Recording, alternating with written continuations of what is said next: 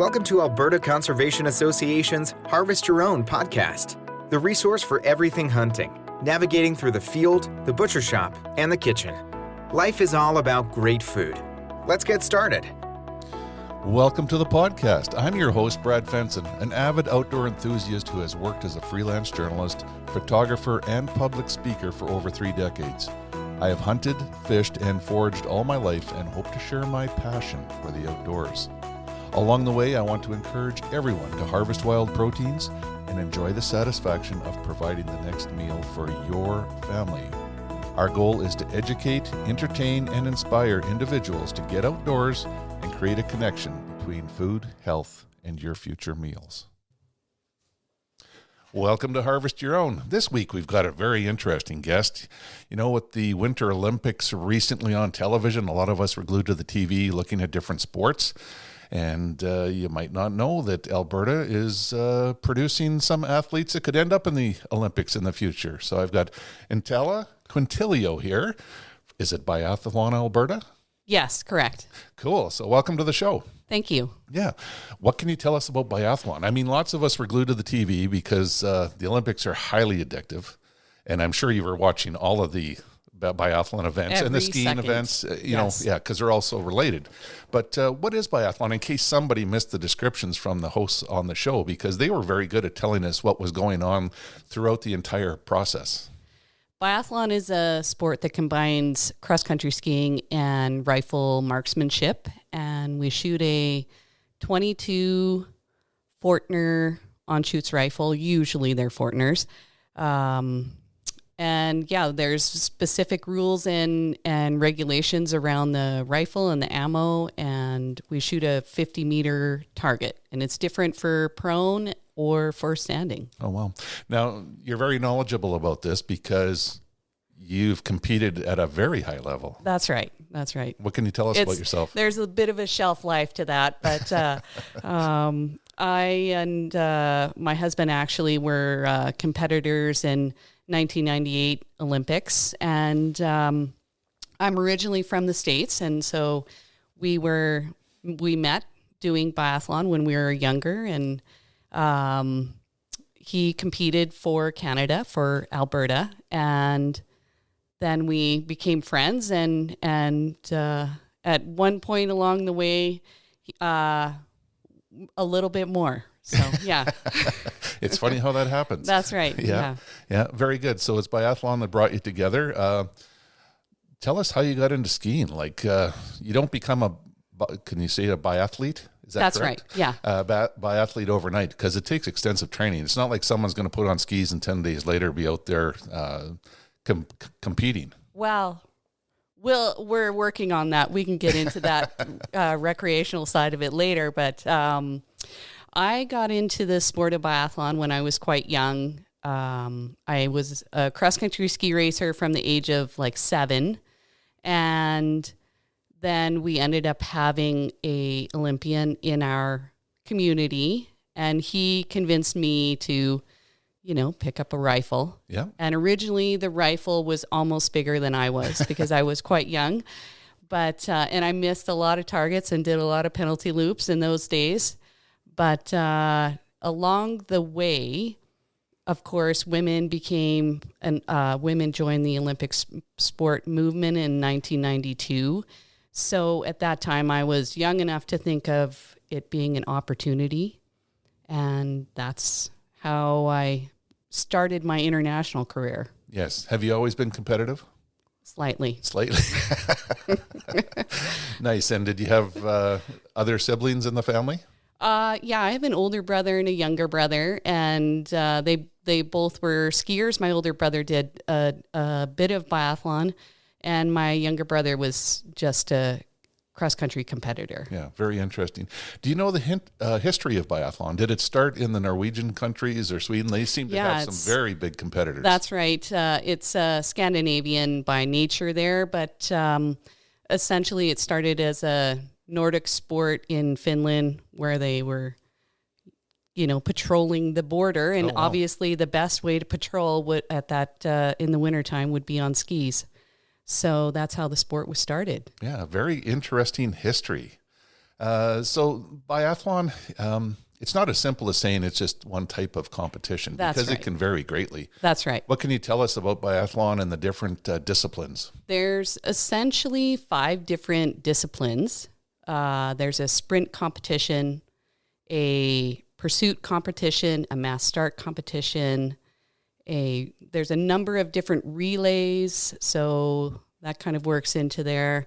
And some of the relays are mixed gender, some of them are gender based. Right. And essentially, did I mention the individual? There's also an individual competition, and they call it individual because it's the longest distance. And I'll start with that one because that is the only one that when you miss a target, you have a time penalty added. And it's not a time penalty that you could make up on skis. No. So in the individual competition, you will shoot 20 times, 5 prone, 5 standing, 5 prone, 5 standing.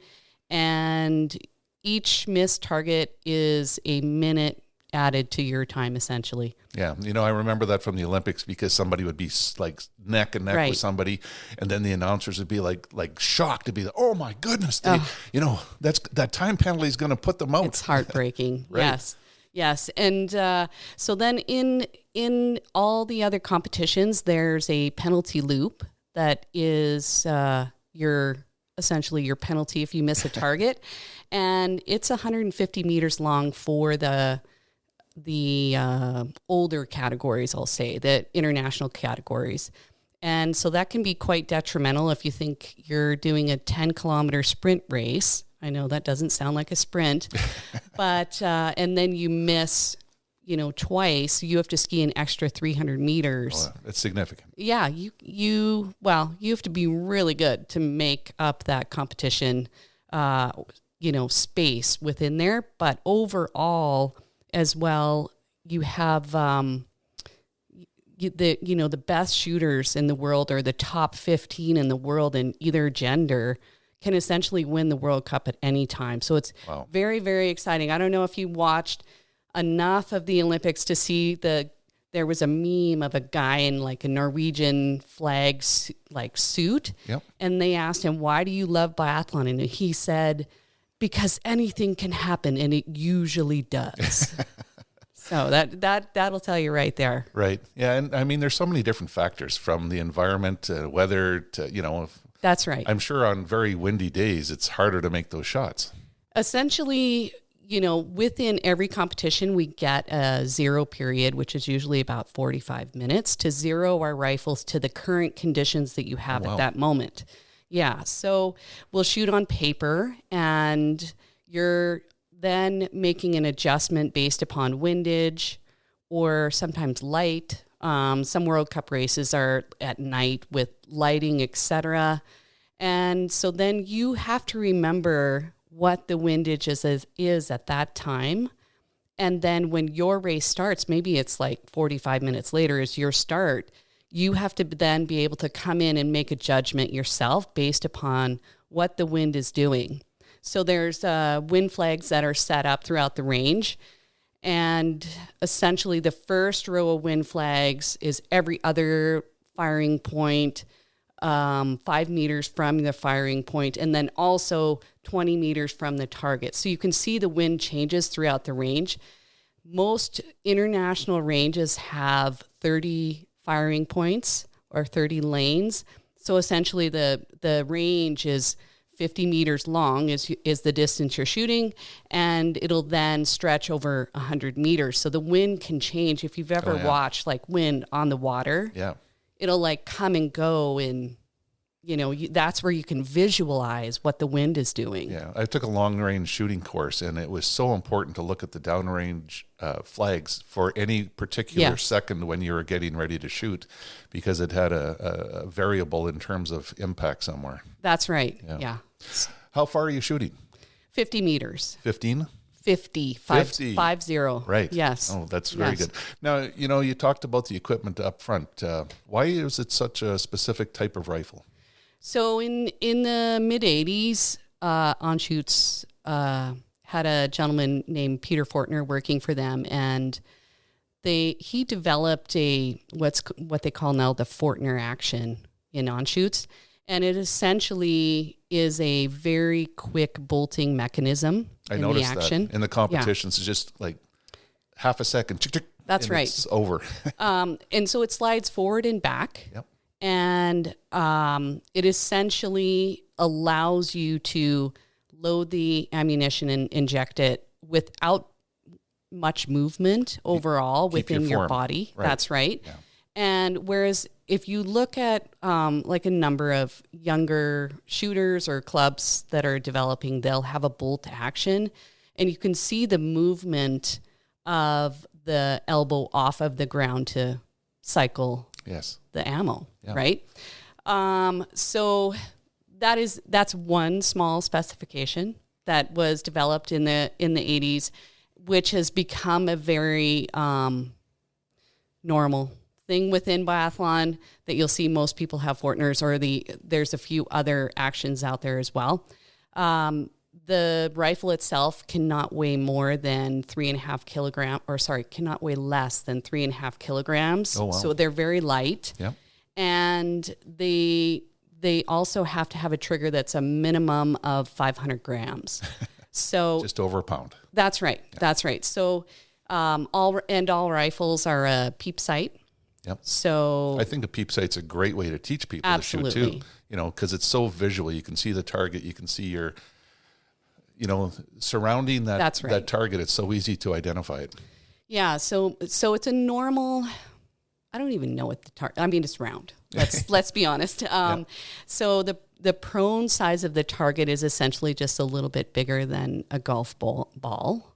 So you have to hit the center, right? And but anywhere within that space, whereas the standing is the whole 50-meter target that you'll see, which is like the size of a grapefruit, right? Overall, so biathletes are pretty decent shooters. We try to teach them how to do all the fundamentals of shooting, and that's when you look through those sights and are lining up the front and rear sight. Most people's stock is customized or at least adjusted for their body type. So as soon as they put their cheek upon cheek piece, they should be lined up front to back sight. So, we've had shows where we talked about the importance of fit and feel of a firearm, because if it doesn't fit you, yes, every time you pick it up, you're struggling to find the sight picture. That's right. Yeah. So I can understand why you'd want that custom fit and feel, because it's down to every second counts. Yes. And yes, it's a race, right? Yeah. So overall, what you'll see is that people then, as soon as you are adding pressure, say on a cheek piece, against every action has an equal and opposite reaction, right? So if you're pushing against a cheek piece, maybe your shots are going to the right or left. To the right or left, right? Depending upon if it's affecting the end of the barrel, the whole rifle, or you'll have repercussions of that position not being tight. The other things that we have are a hand stop on the stock so that you can put your hand against that. And then there's a sling that attaches to a cuff on say if you're right-handed, the cuff will be on your left arm. Your body forms a bit of a tripod between your upper body and your core touching the ground. And essentially, there's been a number of studies, if you get geeky in biathlon, where that sling pressure needs to be about double what the pressure of the butt stock is into your shoulder. Oh, very interesting. This podcast is produced for Harvest Your Own, a program dedicated to those who want to reconnect with food and health through their experiences outdoors. HarvestYourOwn.ca is a resource for individuals to learn more about hunting and the outdoors. There's information to get you started and ensure that your compass stays pointed in the right direction to be successful. Where's your next meal coming from? Yeah. Now, it's great to talk about these fundamentals, because anyone that's a hunter or shooter or aspiring, they could look up some of these fundamentals and learn a lot to be more accurate. Absolutely. Right out of the gate. Yeah. That's right. And essentially what we're trying to do as coaches is remove all of the environmental factors that we can control.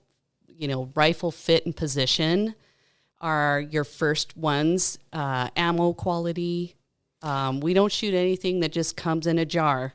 So, and then we have a specific grain, of course, of ammunition that we're allowed to shoot, nothing high velocity, etc. Right. Yeah, it's interesting you bring that up. Again, I'll go back to that long-range shooting course I took. I brought a case of ammo that was, I'll call it value-driven. Okay. And the instructor said, you need to buy the match grade. And I did, and shot the course. And he said, do me a favor and go get that value-driven ammo, and let's try it at the different ranges. And it was amazing. You know, I had dialed in, I shot, he actually signed one of my targets. I had under a 1/4 inch group at 400 yards, and he signed it and said, frame this because you're never going to do that again. And he's probably right. But I shot that value-based ammo, and it wasn't even grouping at 6 inches. Oh, that's awful. So, I mean, it talks about why it's so critical to have the best ammunition available to you as a biathlete. Yeah. We'll train. Of course, some of the things that affect that mechanically are the temperature. So typically we'll train with, from May through the summer until it gets cooler with a slightly more, we call it training ammo. So maybe it's more affordable and groups well within the rifle until a specific temperature.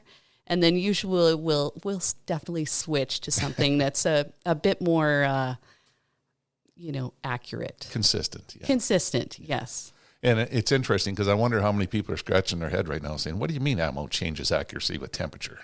That's right. So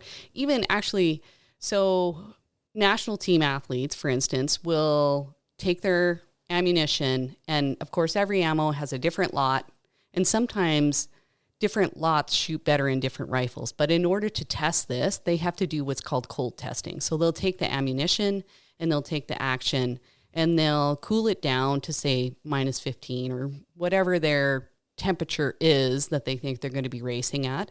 And then they'll put it in a specific form and vise and test the shot groups over 50 meters to see how big the group is within that barrel. Yeah. So if you remove the nut behind the butt, then, how well can the ammo shoot without that? Yeah. Because once you add a heart rate to that atmosphere of how well the ammo is producing, that shot pattern, then that'll really tell you how well the athlete is performing those fundamentals of shooting. Yeah, it's the measure of human variance. That's correct.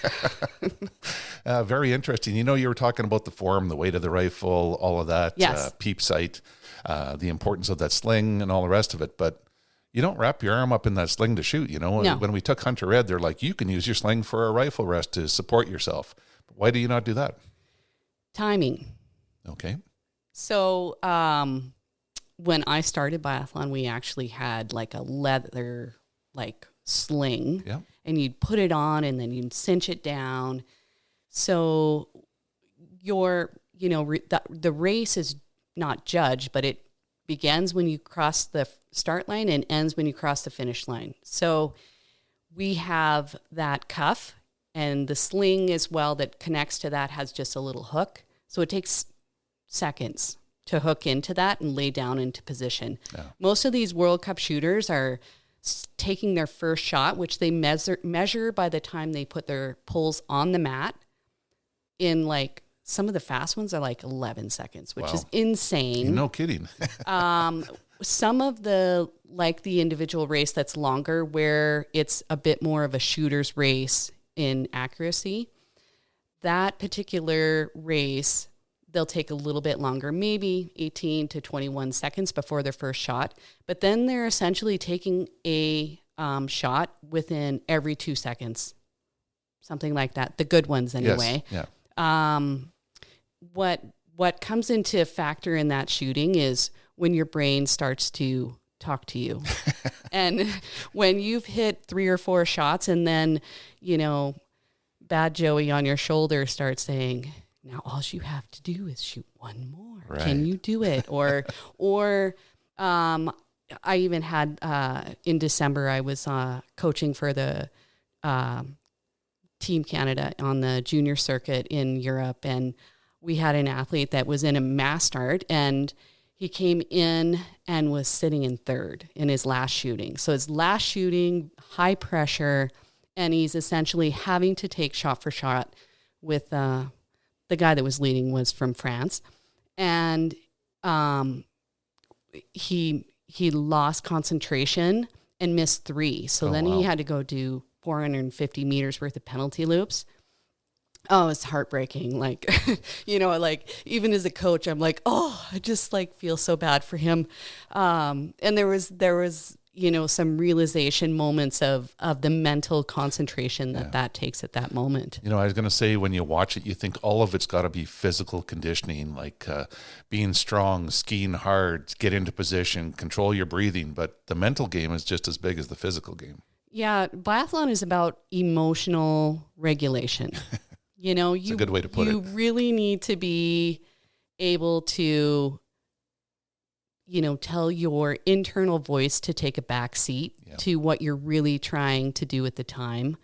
And that's one of the most interesting parts about the sport is, as an athlete, you spend, like I would say, decades searching for that moment where everything's going perfectly. Wow. Yeah. Mental preparation. That's right. Focus. That's right. Focus so that nothing else runs through your brain.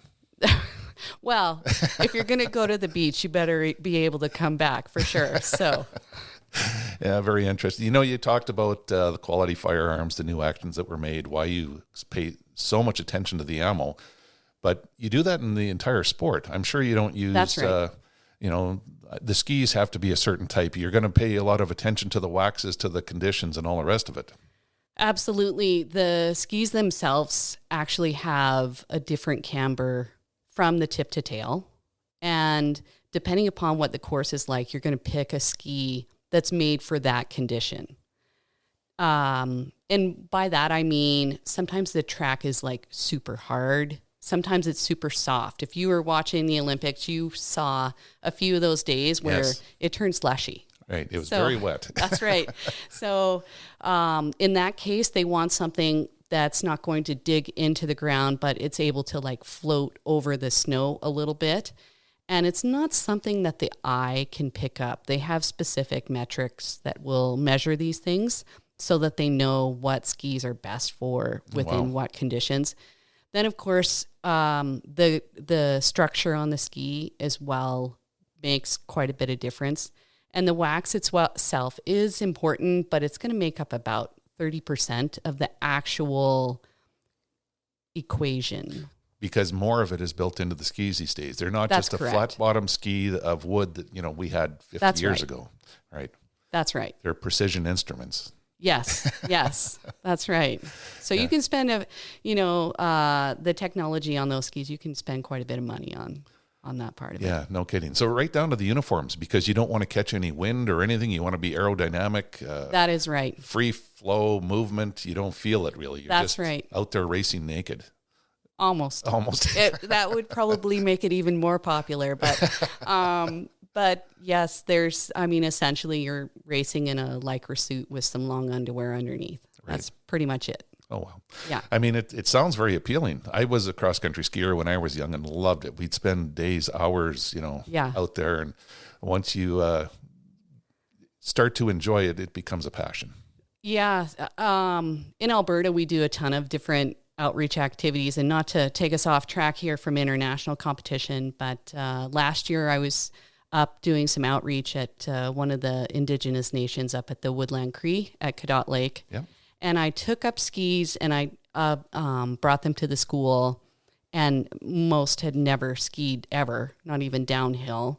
And it was really lovely to see their expressions when they felt the glide of the ski on the snow and realized how much fun it was to be out in the sun, nice weather, absolutely, gliding across the snow and almost having a free sensational moment. That's the outdoors for most of us. Absolutely. Yeah, it really freezes. And we should jump into the Alberta program. You obviously have outreach. You're going to different communities. But that's right. Tell us a little bit more about the Alberta program. Is it all based out of your backyard, or is it all over the province? And what do you do? It is in my backyard. It's all my backyard. But we have, of course, as the provincial sport organization, we have a number of clubs throughout the province. One of the things that's been challenging, or one of the things that really makes these clubs what they've been over the past, has been the facility that they have. So, of course, we have one of the, world-class facility down in Canmore. Then we have a number of other clubs throughout the province: Red Deer, Camrose, Edmonton, Hinton, Grand Prairie, Fort McMurray, and then a few other clubs that are starting up around the province. Recently, there's been a few clubs added, other than the Bow Valley and Canmore, in Crow's Nest Pass and Cypress Hills, just outside of Medicine Hat. And we also have now these really cool little optical rifles. They're all electronic. The rifle talks to the target like your mouse talks to your computer, so there's no projectile. And these are what we use when we go into schools or do triad activities that are all basically like the introduction to the sport. Oh, wow. That's awesome. I mean, sounds like a great tool for hunter education too. Absolutely. And the really cool part about it is that you can see the way that they approach the target, which is absolutely critical in shooting. So prone, you are laying down, you want to approach the target from the bottom. So they have to learn how to breathe out, rifle comes up onto the target, stop their breathing, hold on the target, and squeeze the trigger. And so these are like very cool fundamentals that you can teach with just a tool, right? Yeah. Very cool. This podcast was made possible by Alberta Conservation Association and the Harvest Your Own community. If you're interested in harvesting your own food, there's a comprehensive collection of information to gain insight and knowledge. Head to the field, harvest your own protein, prepare it, and taste the results. HarvestYourOwn.ca is a library of information from getting started and geared up to processing, butchering, and cooking wild game to make the connection between health and food. Obviously, there's more room to grow in Alberta. Absolutely. We're always looking for interested parties. This year, the Alberta Winter Games, we did all optical rifles. We basically went to Bonnyville, put the pop-up range on the golf course. Everybody competed with these optical rifles, and we've had quite a bit of interest in, adding biathlon to their cross-country programs because of this. What's involved in becoming part of the biathlon program? Let's say you're interested in cross-country skiing. Someone might have a school program or a community program. They could get involved in this and take it to the next level. Yeah. So we have, of course, specific coaching skills that will teach, like how to teach shooting from the very beginning level, recreational level, full programs that you could start that are basically plug and play. You would make a club, say we're, Brad's outdoor club, and you would become make yourself a member of Biathlon Canada. They're our national governing body. Yep. Then you would fall underneath our insurance point, and then your athletes just join Biathlon Alberta. Oh, cool. Yeah. Tell us about your training. Like, if someone wanted to get involved, you actually walk them through this. It's not something they have to get in a textbook or go on YouTube, but it's a hands-on type of thing that is quite enjoyable. Like, you get more of that outdoors, more of the sun on your face. Yeah. You get great instruction. And what's involved? So there's a number of different levels that you could compete in the sport. Obviously, our introductory level, if you're wanting to coach, just initially is called our community level. And essentially you would contact somebody like myself in the sport, and we would get you in line with having some coaches as education. We also are in conjunction with the National Coaching Program of Canada. So there's a bunch of safe sport or multi-sport programs within that will give education as well. And essentially we help you kind of build your structure and build your programming based upon where you are. Oh. What I'm hearing is that there's room well beyond training an athlete. Absolutely. There's people to come in to coach and get fully trained to do that, and That's volunteers to help run events and add to the specifics that are required. Yes. And actually, it's a wonderful thing that you brought that up, because our sport is, it's built around athletes, but it's really run by volunteers. And within that volunteer section there, you can become officials. And that's another stream of education on learning the specifics of how to run a race or competition, or the specifics of the competition in general. So that's another way to get involved overall in the sport.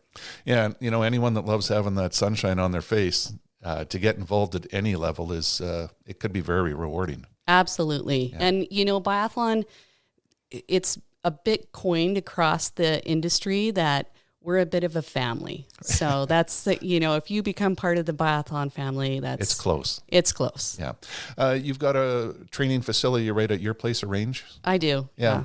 Yeah. We have How often do you use it? It's a little bit run by crickets right now. It's pretty lonely, but we have a half section, and we set our own ski trails and have our own little 8-point range. And we have a few ranges out there, I will say, but that is definitely, we like our being able to ski right out the door. And yeah, it's pretty special. Yeah, it is. Now you're being very proactive as an organization and a person. Is there potential to train the next gold medal athlete out of Alberta? Absolutely. Alberta produces a lot of biathletes, and there's a lot of opportunity in the sport, and it's a lot of fun. Right. I got to ask this question. Training as a biathlete, is there any advantage to you as a hunter? Absolutely. Well, I think it's very in vogue right now to, I see some of these hunter programs out there. We say biathletes are made in the summer. So you can take a page out of that book. There's a lot of endurance training. Over 80% of our training is just long, slow distance. Oh, I bet. And the accuracy shooting is usually, starts in May through June. And then we add a little bit of intensity into our training as we go through the year. But that trigger time is very important. Absolutely. You got to start it and stick with it. And, we talk about that as a discipline for hunting. Shoot every month of the year, because that's right. You can't expect to go out and fire at a target once and go out in the field and be as accurate as you could be. That's right. In fact, I've been out hunting a few times where some of these people I run into could have used a little bit more time in the range, right. For sure. Yeah. I know you were telling me stories about how it's helped your daughter to harvest an elk. Absolutely. It was basically a biathlon for elk. That's right. She's a dead eye. She's for sure. Equating it to hunting, it's really interesting if you think about that moment of in your mind when you see that buck or that bull that you've been searching for all the time, and then all of a sudden your heart rate increases and all you've been doing is sitting there. Right. And it does happen. That's right. You start to get excited, and using some of those fundamentals of the breathing and emotional control could certainly help. Wow. That's such an important phrase, emotional control, because buck fever is real. You put that animal in front of you, and it's amazing what it can do to certain people. Well, I have family stories of between my two kids. My son is older than my daughter, and both of them hunting at the same time, and how many shots it took to hit for him to get his buck. And then when she shot her buck, right. How it was done, one and done. One and done. As the family competitor. That's right. It's friendly competition. That's right. Yeah. That's right. How do people get involved? So there's a number of ways you can get involved. You can check out our website at biathlon.ca, or there's some ways, definitely check out your area, see if there's a local club in the area.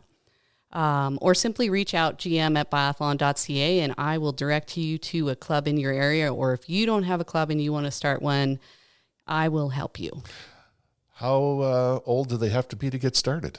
Usually when I go do, outreach in schools and stuff like that, grade 2, they start, being able to understand the first part of like lining up the site. and with the target in the center. So 2 and up. Okay. Yeah. Grade 2 and up. Yes. Yeah.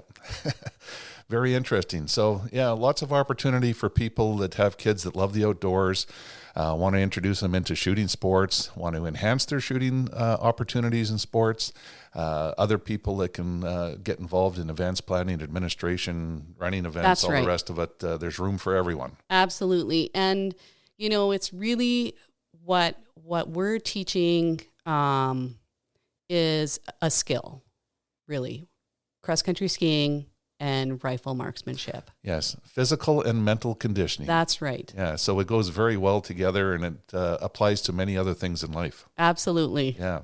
Anything else you'd want to say to encourage people, or words of advice? Oh, well, words of advice. I don't know about that, but we're really looking forward to building the sport more in Alberta in general and throughout Canada. This weekend starts, or next week we start our national championships in Canmore. So if you're in the Bow Valley corridor and you're interested to see what the sport's all about, come on out.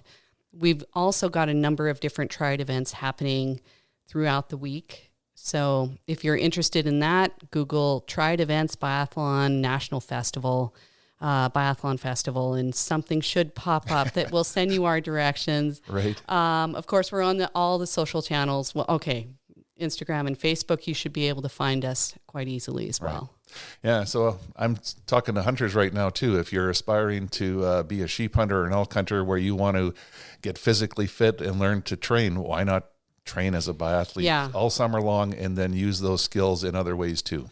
There's a lot of crossover for sure. Yeah. And really being able to, have the endurance to walk up a mountain or walk down the trail or whatever you need to do. There's a lot to be said for thinking about it early. Yes. I always said mountains are mental. If you tell yourself you can't do it, you won't. So, well, I mean, it's a slower process but the consistency of walking out the door will actually help you out. Yeah. Very good. Yeah. I think it's a very exciting program. I love watching biathlon myself. Cool. It makes me tense sitting on the couch watching. Well, and interestingly enough, like right now, it's the last World Cup of the year. You can watch it on Eurovision Sport. You just have to sign up for a free account. Go on to Biathlon. You can watch it, and they've got English commentators. Oh, cool. They're really, really good. Actually, they call the race the whole time. And, in Europe, it's the second watched most sport behind soccer. Oh, that's very cool. That's right. Yeah. Well, thanks for coming out today, sharing your message. Fun. We'll put some information up where people can get a hold of you, where to find more information. But, get involved in Thank you. Yeah. Biathlon Alberta and get your kids interested or yourself. There's lots of room for growth here. That's right. That's right. We accept all. Yeah. Thanks for coming. Thank you. We hope to inspire people to reconnect with nature and appreciate where your food comes from by harvesting your own. For more information on getting started or to learn specifics about the Field to Fork experience, visit harvestyourown.ca and follow on Facebook and Instagram. Check back often for new material, recipes, and videos that are posted regularly. Please subscribe to Harvest Your Own podcast and take the time to rate and review the show to help us build a dedicated core of passionate hunters as our regular audience. Until next time, embrace the outdoors and all it has to offer. Thanks for joining us.